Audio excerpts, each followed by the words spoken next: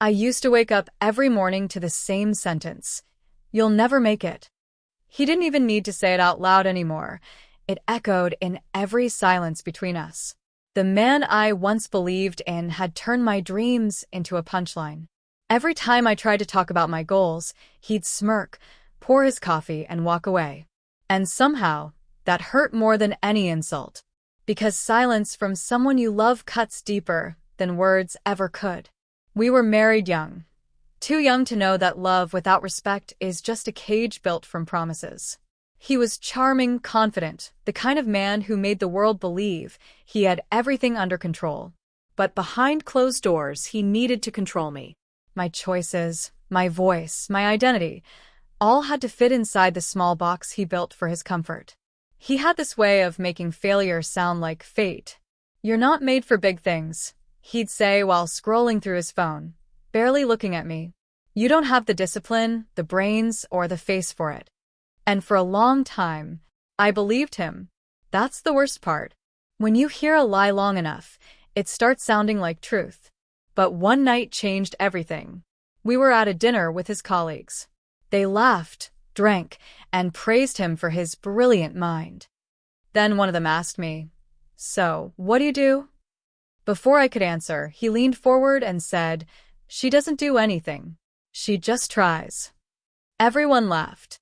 My cheeks burned, my heart froze, and in that moment, something inside me snapped, quietly but completely. That night, I went home and looked in the mirror for the first time in months. Not to fix my hair or hide the tears, but to see myself. And I asked one question: what if he's wrong? That single thought became my rebellion. I started studying late at night, after he slept. Old textbooks, online lectures, anything I could find. The glow of the screen became my secret fire. Every chapter one finished felt like taking back a piece of myself he'd stolen. He noticed the change, of course. "Why are you wasting time?" he'd ask. "You'll never make it to Harvard. You can't even manage dinner right." But by then, his words had lost their weight. They were just noise behind the sound of my determination. Months turned into years. I worked double shifts, saved every dollar, and sent in my application to Harvard Law, something even I thought was impossible once. The day the acceptance email came, I didn't scream. I didn't even smile. I just closed my laptop, took a deep breath, and whispered, "It begins." When I told him, he laughed. "You? Harvard? Do you even know how much that costs? You'll be crawling back here in 6 months. His laughter followed me out the door that day. But it never caught up again. Harvard wasn't easy. There were nights I slept on library floors, days I couldn't afford lunch, and moments when my mind nearly broke from exhaustion. But every time I wanted to quit, I remembered that dinner table, the laughter, the humiliation, and it kept me moving. Pain became fuel. Doubt became strategy. By graduation, I wasn't the same person who once begged for validation. I didn't even invite him to the ceremony. Why should I? That chapter was over. The world was opening, and for the first time, I was walking through it alone, free. Law opened doors I never imagined existed. One case turned into another, and soon I wasn't just practicing law, I was building something bigger. A firm, a vision, a legacy. The same woman who once couldn't afford lunch was now signing contracts worth millions. My first office was small, just a desk and a dream, but it carried more power than any mansion he ever bragged about. Years later, when my company crossed $57 million in valuation, journalists started calling. They wanted interviews, features, success stories. And every time they asked, "What motivated you?" I smiled and said, "Disrespect." Because sometimes the fire that breaks you is the same one that forges you. He reached out one day, voice softer, tone unfamiliar. "You've done well," he said. "Maybe we could talk." I didn't reply. Not out of anger, but because some stories don't deserve sequels. I wasn't his failure anymore. I was his reminder. A reminder that underestimating someone can become the most expensive mistake of your life. I drove past our old apartment once, the one where I used to cry myself to sleep. It looked smaller than I remembered. Maybe because I'd outgrown the version of me who lived there. The world outside was wide, loud, and full of light. My new world. Today, when I look around, the Mercedes in the driveway, the skyline from my New York mansion, the quiet confidence in my reflection, I don't feel pride. I feel peace. Because success isn't revenge. It's closure. The truth is, I never wanted to prove him wrong. I just wanted to prove me right. And I did. Success has a strange way of changing the noise around you. When you're at the bottom, everyone has advice. But when you rise, silence suddenly becomes admiration. The same people who once whispered about your failures now speak your name with respect, as if they always believed in you. That's how the world rewrites history, not with truth, but with convenience. After the company hit its first major milestone, I should have felt unstoppable. But success doesn't always feel like victory. It's quieter, heavier. Because when you finally get everything you dreamed of, you start realizing what it cost. The sleepless nights, the missed birthdays, the tears nobody saw, they don't fade. They just live inside you, quietly reminding you of where you came from. Every deal, every meeting, every award ceremony, people saw confidence, elegance, and control. But behind closed doors, I was still learning to believe that I deserved it all.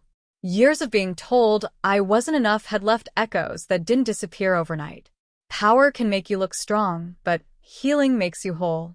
I remember standing on the balcony of my Manhattan penthouse one evening, the city glowing beneath me. Millions of lights flickering like possibilities. And I asked myself, is this it? Not because I wanted more, but because, for the first time, I had everything I once prayed for, yet part of me still searched for meaning. Success without purpose is just noise dressed in gold. So I started giving back. Quietly, without press releases or cameras. I began mentoring women.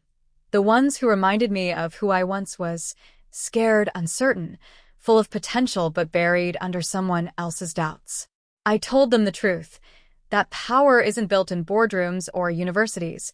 It's built in moments when no one believes in you but you. One of them, a young girl named Ava, once asked me, "How did you know you'd make it?" I smiled and said, "I didn't.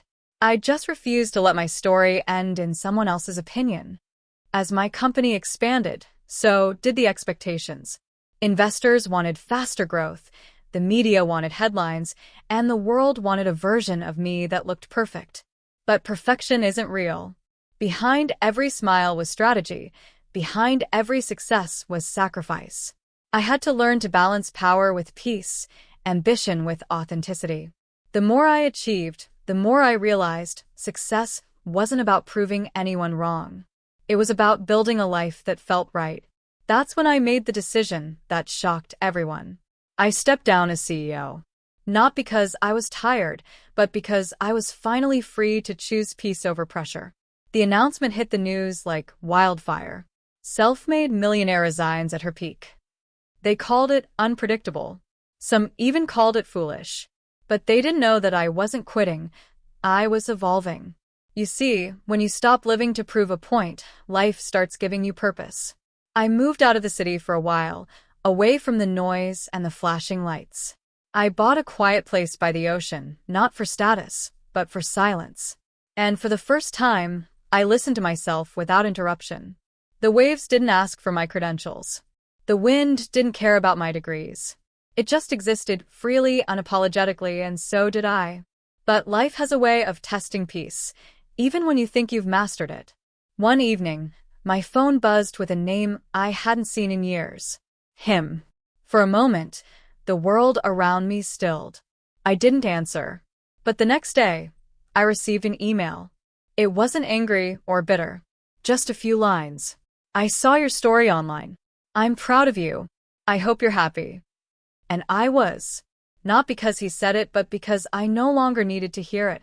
Closure doesn't always come from apologies.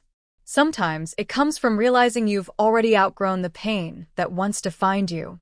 Months later, I was invited to speak at Harvard Law, the very place that changed my destiny. Standing on that stage, looking at hundreds of young faces full of ambition and fear, I realized something profound. Success isn't a destination. It's a decision you make every day to rise, to learn, to never let your worth depend on someone else's validation. I told them my story, not to impress them, but to remind them that beginnings don't define endings. That every person who doubts you is secretly terrified you'll prove them wrong. And that the most powerful revenge isn't anger, it's grace. When I walked off that stage, I didn't feel powerful. I felt grateful.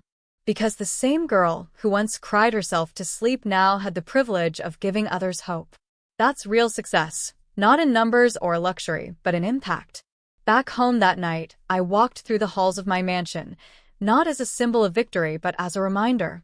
Every wall carried whispers of the journey, the tears, the fight, the resilience. I touched the marble staircase and thought of the nights I climbed invisible ones, one failure at a time. Then I went in my study, the same desk where it all began, and I opened my old journal. The first page read, in shaky handwriting, "Someday, I'll prove I can." I smiled, closed it gently, and wrote beneath it, "You did." The next morning, I watched the sun rise from my window. Golden light filled the room, soft and quiet. It didn't feel like an ending. It felt like peace finally arriving home. The truth is, success never needed to be loud. It just needed to be real. And sometimes, the most powerful statement you can ever make is silence.